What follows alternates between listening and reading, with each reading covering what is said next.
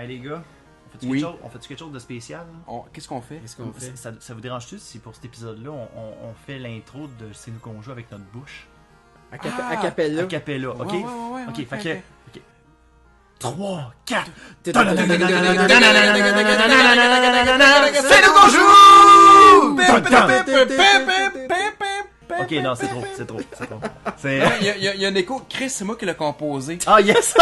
Je sais qu'il y a un écho dans le fond. Hey, On peut comme pas s'astiner là-dessus, là. le côté artistique, est-ce qu'on peut remettre ça en question? Ben, c'est... Tabarnak!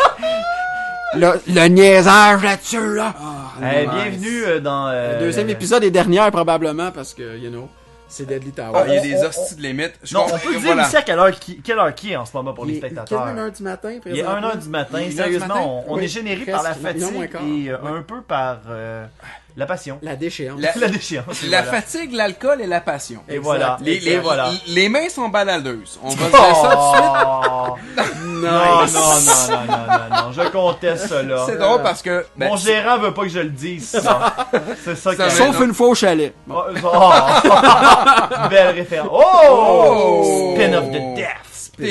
T'es mort? Again, pour la 90e fois. Ouais, Puis, non, mais je ne critique pas tes talents. Non, mais le jeu, c'est à cause que vous le savez pas, mais le jeu s'intitule en Amérique Death the Game. Est-ce que je peux essayer au pire? Ben, ça te tente, attends une minute, là, il va falloir que la personne qui s'occupe du montage change le curseur de la manette pour Dan. Là, ça c'est ambitieux. Changement de manette. Changement de manette. C'est ambitieux en Christie. Boy. Moi, là, je m'en vais ailleurs. Je vas-y, mon promène-toi. camp. T'as l'air plus connaisseur que moi. Non, je connais absolument rien de ce jeu-là. Écoute, c'est de la merde, ce jeu-là. Mais les salles sont tellement occupées par les ennemis. C'est fou, hein? C'est On dirait grave. qu'on sait plus où marcher. Non, exact. On repogne ça. Hey, bravo, t'as 130 vies à cette heure. Hey, c'est-tu quelque chose qui s'accumule, là, vraiment, à chaque game? Dans le sens qu'on peut aller chercher plus d'HP. Qu'est-ce que je comprends? Il y a un code que tu dois écrire.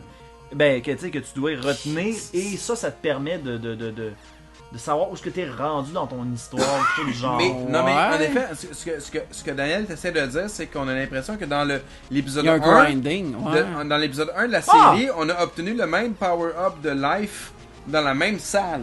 Exact. Donc, est-ce qu'on pourrait recommencer à l'infini et augmenter notre vie? Je pense que les concepteurs se sont pas cassés la tête par rapport à ça. Pas vraiment, hein? Non, puis genre le power-up, il est comme à l'infini respawné dans cette salle-là. Puis en plus, de mon côté, moi, j'ai joué un petit peu hors caméra. Et, c'est vrai?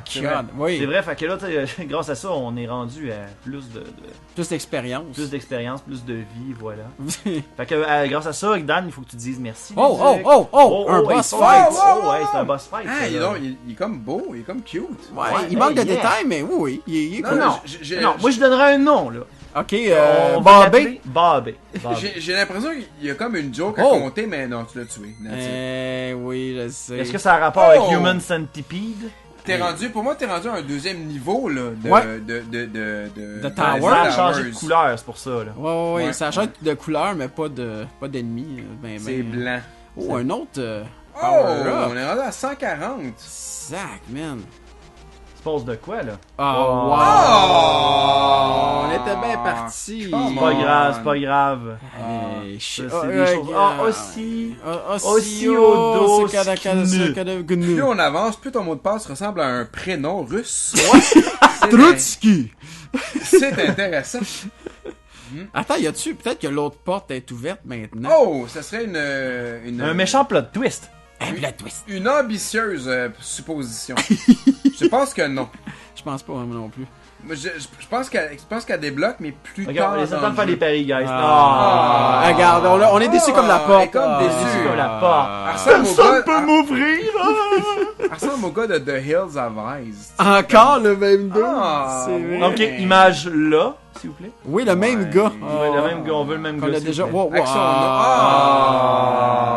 On est déçus comme la porte. Ouais. Ça va donner un running gag. On est déçus. On est comme une porte. Guillaume, veux-tu jouer un peu? Ouais. Veux-tu jouer? My God. Ouais. Là, on switch le curseur à Guillaume. On switch le curseur. On switch le curseur. Et là, faut que je découvre. Ça, c'est les épées. Le bouton A lance les épées. Ouais, voilà. Le bouton B fait fuck off. Il fait rien. On n'a pas parti le laisser. Oui, non, c'est bon. Non, excusez. Je déparle. Wow. Tu déconnes. Je déconne. Tu délires, et voilà. Je délire. Je deviens complètement fatigué présentement.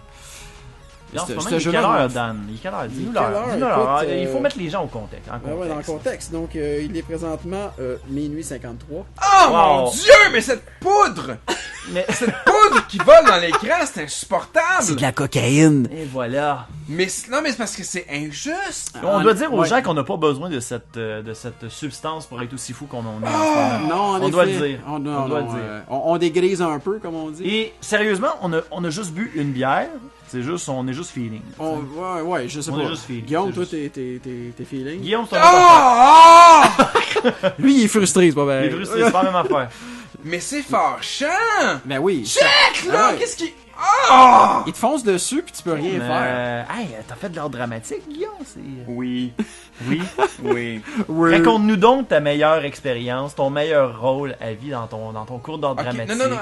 Non, mais attends, je vous parle, et là c'est excessivement intime, je vous parle d'un traumatisme d'enfance. Oh, ça m'intéresse. Oui. Okay, ça va dans le deep, là. Je m'excuse, je me bats avec la porte, là. Voilà. Il est en train de gagner. J'ai grandi à Le Gardeur, Repentigny, et puis... à un moment donné, au parc, pas loin de chez moi, il y avait une espèce de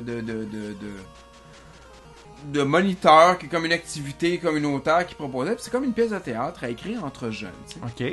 Et donc, j'ai participé à ça. Et c'était ma première expérience d'acteur, influencée par ma grande sœur. Ma grande sœur qui était une actrice. À ce moment. Ben, une actrice, oui et non. Mais bon, bref, elle avait déjà un petit peu plus d'expérience que moi. Bon. Et... J'ai comme voulu suivre ses pas un petit peu et j'ai accepté de faire partie de cette troupe-là qu'on a inventé une pièce de théâtre au parc. Et une pièce de théâtre qui parlait du suicide, whatever. C'est comme un sujet trop gros. C'est assez deep comme ça. Un sujet trop gros pour un enfant de 11 ans, finalement, là, en quelque sorte. Assez intense, en effet. Ceci dit, on se pratique, on écrit un texte, on se pratique, on est comme convaincu de ce qu'on fait puis du message qu'on pop, on est positif, tu sais. Arrive le soir, ben pas le soir, l'après-midi de la première. Puis le public, non mais on s'en fout là, que je mens. On est tous morts au moins. Le public présent à cette première représentation-là, sa première et seule représentation-là, ce sont nos parents, mes parents et les parents des autres élèves. Et ils ont aimé ça. Là, sur place, je me dis, oh my god, j'ai une super bonne idée, on va faire comme dans les documentaires, puis on va avoir une déclaration au début qui dit, tu sais, c'est... Les événements illustrés dans cette œuvre-là sont fortuits, toute ressemblance avec la réalité et laissés au hasard, whatever. Ça, je l'improvise là sur le bord d'une table là, à ce moment-là. Je fais comme genre, hey, écoute, je vais aller monter sur scène avant tout le monde puis je vais faire ça. Je décide donc de faire ça. Je m'en vais sur scène avant que le spectacle commence, avant le texte qu'on a appris par cœur puis qu'on connaît. Je décide de lancer un speech que j'ai vaguement dans ma tête. Et que t'as pas dit aux autres. Et que je n'ai pas pratiqué, puis que j'ai jamais prévu. Le speech n'est jamais sorti de ma bouche au complet, là, de A à Z. Donc je monte sur scène, je commence à le dire, et on s'entend-tu que je me trompe? On s'entend-tu que je m'enfarge dans mes mots, puis que je finis par expliquer des choses comme... le forfait, la vie de whatever, les gens au hasard. Et là, il y a comme quelqu'un dans le fond de la salle, une mère qui est pas la mienne, qui fait juste dire prends ton temps, mon pit!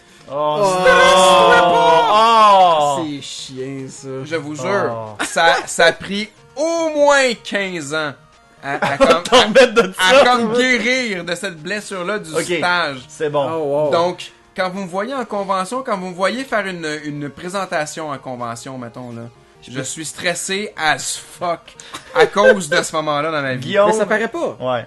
Mais Guillaume, la prochaine fois que je vais aller à un de tes panneaux, tu vas juste je vais te le dire en fond. Prends ton temps, mon pit. Oh, va donc chier. Attends, là, moi, je me suis rendu plus loin que vous autres, puis je sais pas pourquoi, puis je m'excuse. Il y a un shortcut assez intense. Excuse-toi pas, man. T'es dans le monde de Est-ce qu'en sable. bas, c'est une porte? Oui. Ou c'est un trou? C'est une porte. C'est une porte, tu reviens de Je vais quand même monter en haut, parce que moi, je trosse pas en bas, on s'entend. Le bonhomme, il est tellement laid. Oh, holy shit. Il y a une érection, je comprends pas trop ce qui se passe. Avec une boule qui tourne autour. Mesdames, si vous voulez tuer une érection, frappez la base à coup de l'érection. À coup d'épée. À coup d'épée, voilà. Qui viennent d'un entrejambe. Voilà. Lorena Bobbitt, on a des images de ça. Pour les plus jeunes d'entre nous qui ne connaissaient pas l'histoire de Lorena Bobbitt, c'est payant, allez voir l'histoire de Lorena Bobbitt. Mais sur les Internet. autres sont pas touchables. Ok. Mais pour en revenir à ton histoire, Guillaume, moi-même j'ai fait de l'art dramatique.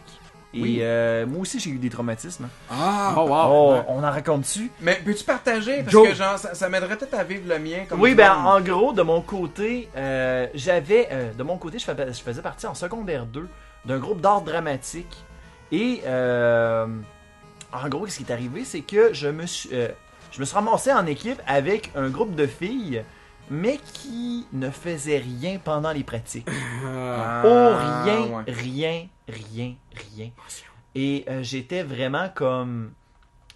sérieusement, j'en étais venu au fait que je détestais ce projet-là.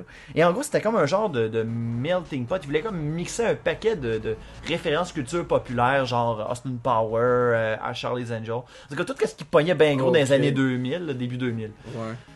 Et bref, aucune pratique, le monde est chacun dans leur bar, ils se tressent les cheveux, ils se font des massages, ça parle entre filles. Moi, je suis dans mon coin en train de taper du pied, je me dis, ok, comment une fille, il va falloir avancer dans quelque chose. Moi, je suis du genre, ok, j'aimerais ça qu'il arrive de quoi, parce que moi, je fais pas ce cours-là pour me tourner les pouces. Et bref, il reste 2 semaines et tout le monde commence à paniquer. Oh, on n'est pas prêt. Puis moi, de mon côté, qui fait comme, je vous avais-tu dit. Fait que bref, mes parents étaient dans la phase qui voulaient comme vraiment gros m'encourager dans le domaine de l'art dramatique et tout. Puis ils me disaient, on va venir te voir à chacun de tes spectacles puis tout. Et là, ma mère, à cette soirée-là, elle m'avait dit, je vais venir te voir. Et moi, qui sais totalement que le show qu'on va donner va être prévisiblement être de la merde. Là, moi, je me dis, ok, non. Ne viens pas, ça n'en vaut même pas la peine. Tu sais, quand c'est rendu, tu dis à tes propres parents, ne venez pas, ça vaut même pas la peine. Non, mais c'était vrai, puis je regrette le fait que mes parents soient pas venus. Ils sont venus à d'autres moments, je me rassure avec ça, mais celui-là, ça a été une de mes performances que j'ai faites. Non, venez pas, ça en vaut pas la peine. C'est vraiment triste. Hashtag bro love. Ouais, bro love. Mais non, mais c'est ça. Fais un hug virtuel. Ouais.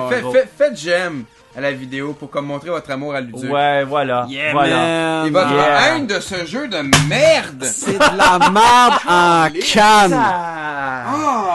Sur ce, il n'y aura pas de prochain épisode. C'est triste même de pas même. un troisième. Non. Ah, ok, d'abord. Fuck that. Danny Towers mange du caca. Mais ça a été une belle expérience, les gars. J'ai aimé ça, vivre ce calvaire-là avec vous. Ouais. Excellent. On se tient, les bros. On se tient. Attends, parce qu'on a un lien entre frères, un bond entre brothers. Brother Bond Software. Il est temps qu'on aille se coucher, les gars. Fait que, écoutez, dans le prochain épisode, je serai pas là. Non, mais tu vas revenir plus tard. Ouais, je vais revenir plus tard. Tu sais, genre, j'étais un personnage récurrent qui revient, mais qui tu sais, genre, Yes! j'étais un plot twist. T'es un plot twist. J'étais un plot twist. C'est bizarre dit de même. Ouais, c'est bizarre mais un peu. c'est pas grave, je suis le plot twist assez nous qu'on joue. Fait que... Bref, dans le prochain épisode, on va essayer de faire une conclusion qui a plus d'allure. Le Duc, le plot twist de C'est nous qu'on joue.